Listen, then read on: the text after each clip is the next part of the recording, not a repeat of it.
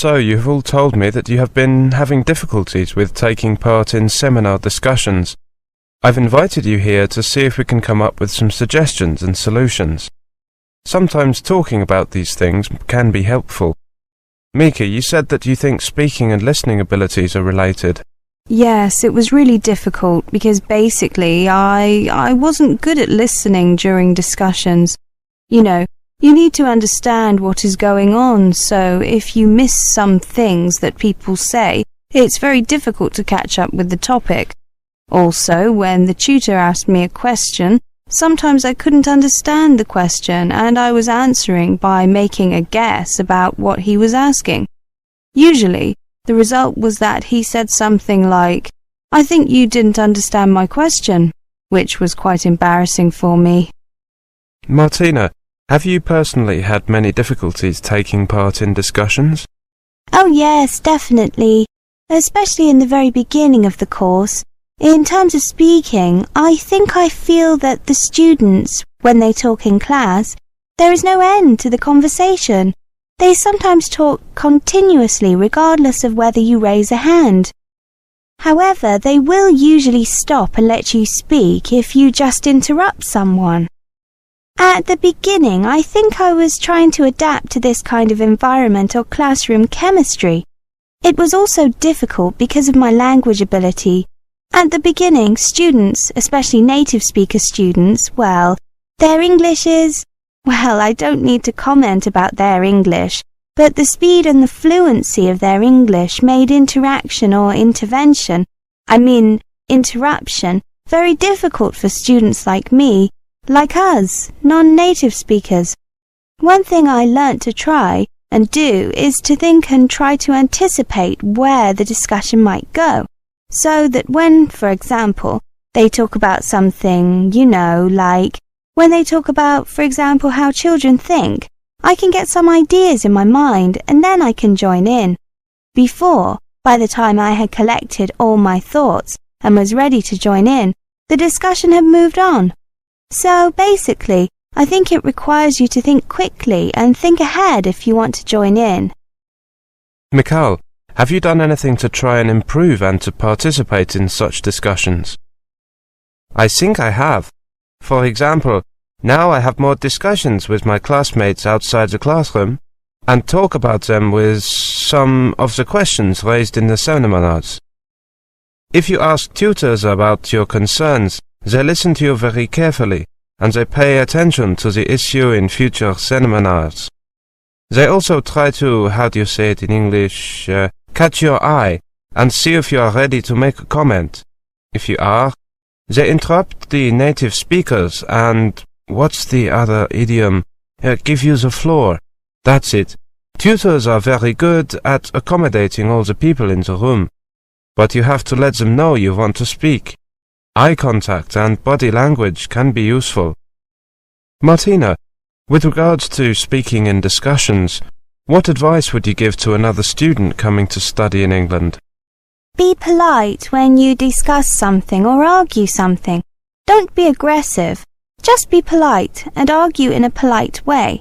And if you say something wrong, just admit it. English students don't mind if you make a mistake, and you should admit it and then continue the argument or discussion. If I have a really good idea or previous knowledge about the subject under discussion, my view is respected. But if I don't have anything to say about the topic, that's not good. So I advise the students from overseas to be prepared and to be polite. It's a good chance for you to talk and share. Take it. Mika, what advice would you give to international students about how to prepare for discussion activities? If you want to improve your English abilities, it takes some time. You must be realistic. You cannot make a quick improvement easily. But what you can do immediately is to have enough knowledge on that subject. If you have enough knowledge, for example, if you know technical terms, there is a much higher probability that you will understand the content of the seminar. You can also help yourself by using your English outside seminars. If you make some friends from your seminar groups, You will also find that they like to discuss topics with you in the seminars. So that's the advice I would give. I agree with Martina about being prepared before the discussion. I find that English students are very interested in how things are done or tackled in other countries. However, they can be impatient if you take too long to express yourself. Well, thank you very much. I hope that's given you a few ideas.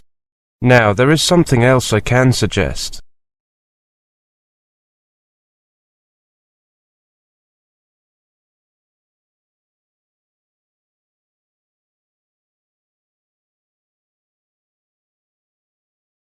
Hello everybody, and thank you for coming. I know that you're all very busy at this time, but I hope that by coming to this talk, you'll at least get some useful information for when you go to study overseas. Well, today I want to talk about the effect of cultural background on learning style. That is, how a learner's culture might impact on his or her approach to study. I want to begin by looking at some basic cultural values and how these affect teaching and learning. I'll then go on to present evidence which shows that approaches to learning which are acceptable in one culture may not be acceptable in another. If you have any questions, I'd be happy to answer them at the end of the talk. Now, I want to start by introducing the two concepts. They are actually contrasting concepts. These are conserving and extending cultures. What do these terms mean? Experts have categorized cultures as being either basically conserving or extending in their attitude to the transmission of knowledge. Let me give you an example to try to make this clear. A good example of a conserving cultural attitude is demonstrated by most Arabic cultures. Here there is the requirement to learn the Holy Book, the Quran, by heart. This demands a huge effort of memorization, as you can imagine. The way the Quran is learnt impacts on the way other subjects are learnt generally. It might also have an effect on learners' perception of what constitutes an acceptable teaching style.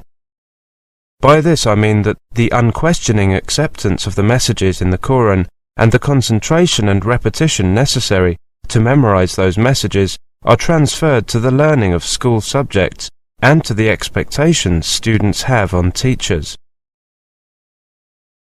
That's Arab culture. Let's turn now to Chinese culture. There is evidence to suggest that Chinese culture is conserving in nature. For example, keeping quiet in the classroom, listening to the teacher, not talking to other students, not interacting. These tend to characterize the Chinese classroom. As a result, Chinese learners do not develop argumentation skills as quickly as their American counterparts. American students tend to be actively encouraged to question their teachers, their materials, and to interact with other classmates. However, I have to say, in the interests of balance, that Chinese students tend to work with greater concentration. But this is not the point I'm trying to make. The point is that some cultures display a conserving attitude to teaching and learning, while others display a more extending attitude to learning. Now, the memorization and non-interactive styles of learning encouraged, for example, in Arab and Chinese cultures, may disadvantage learners, at least initially, when they progress from secondary school to university. Why is this? Well, it's because universities worldwide are increasingly adopting, with a few local variations, the Western requirement for students to show argumentation skills in written assignments and effective interpersonal skills in tutorials and seminars. In other words, the world model for university teaching and learning is now the Western model, the interactive model, if you like. Now, of course, students from conserving backgrounds who go on to study in an extending culture will obviously need to adapt to a different learning style to accommodate to the new conditions. This, unsurprisingly, can often prove to be a painful process. However, such learners are able to make the transition quite successfully, with guidance from academic staff and a lot of determination from their own part to unlearn or dismantle the study-related approaches and strategies acquired in their own cultures. Let me give you some examples from real life to try to illuminate this issue. I've put these on slides. Now let's look at the comments made by 3 Asian students who found the Western university system of teaching and learning very different from their previous experience. If you just look at the screen, I've put these comments on slides, as I said. This is what a Chinese undergraduate from Shanghai studying at an Australian university had to say. Generally, many of us are trained in a system where you don't contribute much to classroom discussions. Some students even hesitate to ask questions from lecturers. Here's what a master's student from Japan studying at an English university in London had to say. In Japanese culture and education, the emphasis on training seems to be on intuition rather than logical construction of arguments. This makes it much harder to study at my British university. Finally, let's take a look at the comments by an Indian research student studying at an American university. One problem was getting used to the American system, where a student is expected to find out for herself or himself the requirements and facilities of the university.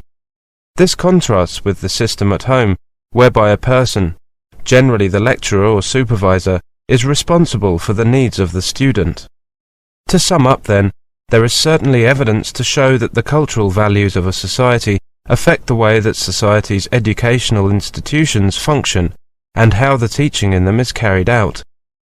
While ensuring the continuation of cultural identity and solidarity, the existence of culturally determined patterns of teaching and learning means that individual learning style, the way a learner would prefer to learn, is largely ignored in classrooms around the world. Well, that's all I want to say for the moment. I hope you'll find what I've said interesting and useful when you go overseas to study. Are there any questions?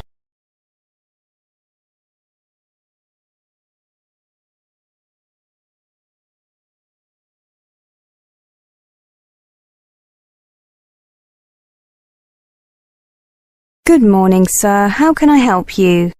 I'd like to rent a car, please. Certainly. What kind of car were you thinking of? Oh, a small or medium-sized one. Could you show me a brochure or leaflet with the different available types? Of course. We have one type of small car and 2 types of medium-sized ones. As you can see, the small type is called the Iota, and the medium ones are called the Combi and the Roadster. Thank you. I see the Iota offers 20 miles to the gallon in urban areas. Yes, it's certainly very economical. The Combi is almost as good at 18 miles to the gallon. The Roadster offers 17. Is that right? You're right. Of course, those mileages go up substantially when driving on motorways. Of course. I'll be driving around town. The only time I'll be using a motorway is from here, the airport, to the centre. I see. Well, I'd recommend the small Iota. Parking can be difficult in town, and it's a touch easier with a small vehicle. Yes, of course. Let me just look at prices before making a final decision. I'm here on business and will need the car for 4 days. The daily rate for the Iota is £20 plus tax. The Combi is £25 and the Roadster is £27. Again, those prices are before tax. The tax is 15%, right? Yes, so the total costs are £23, £28.75 and £31.05 per day, respectively. Do those prices include insurance? Yes, they do. However, the insurance only covers one driver, the one who signs the rental agreement. We can cover other drivers for an additional fee. That's okay. I'm here alone. Okay, I'll take the Iota. Oh, what about fuel costs? All of our cars have a full tank when customers take them. If the car is returned with a full tank, there's no additional fee. Otherwise, we have to charge for the tank to be refilled. I see. There's a filling station here at the airport, so I'll take care of that there when I return the car. That's what most of our customers do. Could I take a few details? Then I'll print out 2 copies of the rental agreement for you to sign. I'll need your name and the name of your company first of all. My name is David Brown. That's Brown with an E. My company name is Hectrix Electronics. That's spelt Hectrix. And what is the company's address, please? It's Unit 2, Arlington Close, Battleton, Yorkshire. And the telephone number? 0675 934 888. Will you be using a company credit card or your own one? I have a company credit card. There you are. Thank you. I'll just run this through the machine. Could you enter your PIN, please? Thanks. OK, I've entered the details of the rental, but I've left the rest blank in case there are any extra charges, such as fuel. Right. I should sign here, shouldn't I? Yes, please.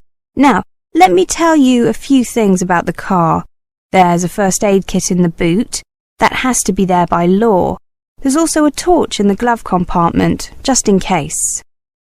Do you have a map of the town? No, I don't. I was hoping you could provide one. That's no problem. Here you are. You won't need one for the surrounding area, will you? No, I won't. Thank you. Is that everything? Yes, the car is parked over there. It's the blue one. The registration number is K758SMD. Ah, yes, I see it. Here are the keys. The car has an alarm that you can switch on and off using this button here. Does the car have central locking? Yes, it does. Well, thank you very much. Goodbye. Goodbye, sir.